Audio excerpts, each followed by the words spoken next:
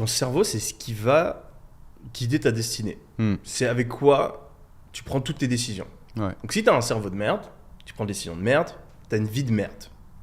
Il y a beaucoup de gens qui se concentrent sur qu'est-ce qu'il faut que je change dans ma vie, est-ce qu'il faut que je poursuive une carrière dans ça, est-ce qu'il faut que je change cette habitude, etc.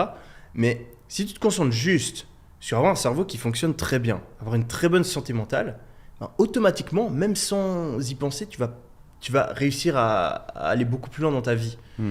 Donc pour moi, c'est une priorité absolue. Je sais que si je réfléchis 5% mieux, je vais gagner genre 20% plus d'argent, je vais faire des choix qui vont m'amener 10% plus loin, etc. etc.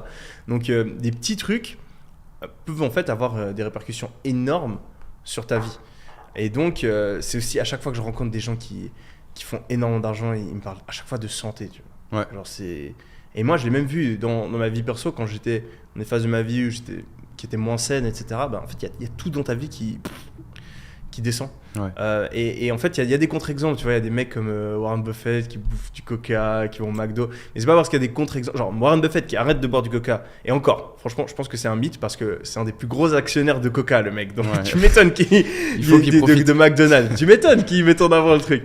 Donc je sais pas trop. Mais je pense qu'il y a quand même des gens qui arrivent, même avec un mode de vie malsain, à être très successful. Mais s'ils avaient un mode de vie sain, bah, il serait encore beaucoup plus loin. Ouais. Tu vois, c'est pas parce qu'il y a un contre-exemple que ça invalide la théorie.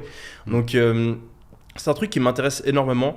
Le biohacking, c'est surtout sur ce que tu ingères, genre ce que tu manges, etc. Mais moi, je trouve que même de manière plus générale, méditer, dormir assez, c'est genre la base de la base. Le sport, comme on en a parlé avant, boire assez, manger sain. Ça, c'est la base. Après, tu as des trucs extrêmes. Mais je pense que c'est comme dans tout, en fait. Faire la base, ça te file 80% des résultats. 80% des résultats. Et en fait, les gens, ils essaient de tout savoir. Ils essaient de savoir 100% avant de faire le premier pas. Alors qu'en fait, on s'en fout. Juste fais la base. Et une fois que tu as fait la base, essaie de chercher les dernières stratégies. Donc, moi, vraiment, mon conseil, c'est juste genre, dors 8 heures. Dors 8 heures.